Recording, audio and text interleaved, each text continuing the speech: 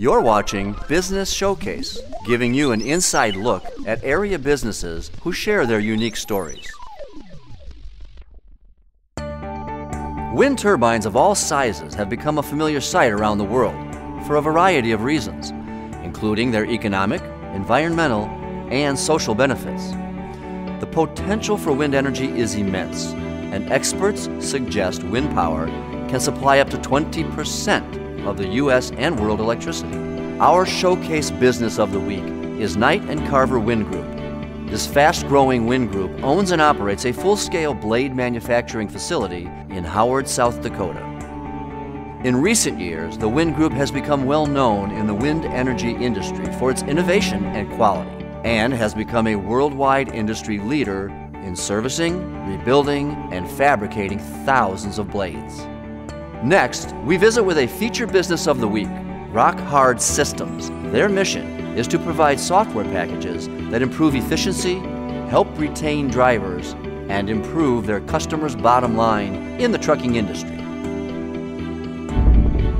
Our nonprofit spotlight of the week is Face It Sioux Falls, a group of community leaders undertaking a groundbreaking effort to combat alcohol and drug addiction. The project aims to help people rebuild their lives by promoting acceptance of addiction, eliminating barriers to treatment, and advancing solutions to benefit the entire community.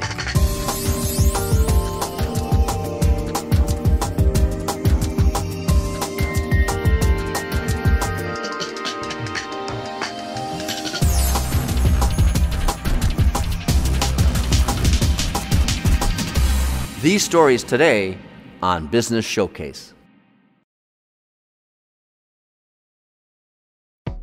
We're a manufacturing plant in Howard, South Dakota. We produce rotor blades for wind turbines. Right now we're producing a replacement blade for these turbines. They're about a 24-meter long blade, which is about 75, 80 feet, right around in there. They are made out of fiberglass, about 6,000 pounds a piece. We produce about 2 a day. The fiberglass will come in on 300-pound rolls of glass, just raw material on a pallet. You have a clamshell mold, so you have 2 halves, and you have a team of people that goes through and puts in multiple layers of fiberglass. Fiberglass goes through an impregnator. It's a roll style impregnator that has a resin bath. You have a foam core that goes in per structural membrane, and then you put in a whole bunch more layers of fiberglass over on top of that. So when you're all done with each half, you have over 100 layers of fiberglass at the root end, which is the round end that hooks into the hub of the turbine. And you need that much glass because at that connection, that's what's holding it on. And the only thing that holds on the blades is about 40 bolts that come out of the root end of the blade, and they have to have some meat to hold on to there. So you have a large amount of fiberglass, which is about 4 inches thick, and tapers off fairly quickly. And then about halfway down the blade, you're only looking at 2 layers of glass. You know, once you're all done with all that, you have a whole bunch of wet fiberglass sitting in these molds. It needs to be compressed to be able to get some bit of strength, remove air. So what we have to do is put on a vacuum bag material. The resin will start to kick. We call it kicking. It goes through an exothermic reaction. It gets to about 200 degrees Fahrenheit, around in there, and then it comes back down and cools. So once it's all the way done cooling, it's all the way through its process, then it's hard, it's solidified. Once you're to that stage, you can pull that vacuum bag back off, all the other materials that aid in that process. So now you have 2 hardened blade halves. You got to prepare the surfaces, so you grind off all the edges so they're flat with the edges of the mold. On one half of the blade, you need to put in a shear web. If you have 2 outer skins of a blade and they start moving around a lot in the wind, it's going to snap. You need a structural member that's going to go all the way down the middle. You install the shear web into one side of the blade with an adhesive resin and clamp that down. Once that's all done, you have one half of a blade that's kind of open, it's hollow, and the other half of the blade has this shear web sticking out the middle of it. You have quite a bit of glue that goes down all the way around the edge of the entire blade and down that shear web down the middle. And once you put the glue on, you have a certain amount of time before it starts getting hot and have its exothermic reaction. close that all together, you get glue squeezing out from the sides, kind of out from the top. Hey, it's probably got a good bond. You strap it all down really good to get a uniform bond line all the way down. You wait about 10 to 12 hours, and it's totally hard. The glue's dry, everything's done, and you are ready to start it all over again. Coming up next on Business Showcase, we visit with Rock Hard Systems.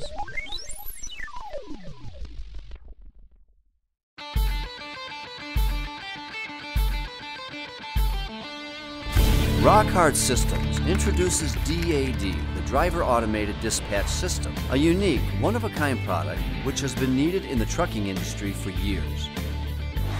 DAD is a software system that uses technology to improve a company's bottom line. It reduces driver and dispatcher's interaction by allowing the driver to select his or her loads, a whole new money-saving step in technology for the trucking industry. Rock Hard Systems delivers products that enable a trucking company to better control expenses and reduce operating costs while improving the retention of your drivers. In short, you won't drive away from hard-earned profits. How does the Driver Automated Dispatch System accomplish this? Let's take a closer look at some of the system's features and ultimate benefits to the end user. Coming up next on Business Showcase, we visit with Facet Sioux Falls. When I was 14, I was having a lot of trouble. I was drinking, I was smoking a lot of marijuana, I was doing a lot of stuff that I shouldn't be doing, taking a lot of pills, and my life was pretty miserable. Didn't know where to turn, didn't know if anybody could understand what I was going through, but I knew I needed some help. I didn't understand how much my actions affected the people around me. Drug and alcohol problems cause so many issues within a family and just reverberates like a big boulder hurled into a pond, and the waves ripple out and affect everybody in major ways. With my family, that ended up, well, with me feeling a lot of guilt, my family feeling a lot of anger and confusion, bewilderment. They didn't quite know what was going on with me because I was pretty good at hiding it, or at least I thought I was. And today, I'm the CEO of an organization called Facet Sioux Falls, which is a new not-for-profit dedicated to helping people get into recovery who struggle with alcohol and drug problems, and helping to connect folks with the services and the opportunities to get help that exist all over town. They help me understand the problems that were being caused by my use and abuse of drugs and alcohol. They help me understand the ramifications that had on my family, and on my friends, and on my life. They help me come to terms with my spirituality that I hadn't really been in touch with. There's a powerful thing that happens when people in recovery tell their story to others. We have an opportunity to reach people who are still suffering, have an opportunity to reach their family members and their friends and those around them, that there is hope, that there really is a possibility for people to get into recovery, that it's not something you have to be so ashamed of and stigmatized by that you don't get help. There really is help, and there really is hope. Being in recovery is the best thing that ever happened to me. Ended up with a good job, married to a great woman. Ended up building those bridges back with my family and building those relationships that I had torn apart through my drug use and my drinking. And recovery really gave me a new lease on life.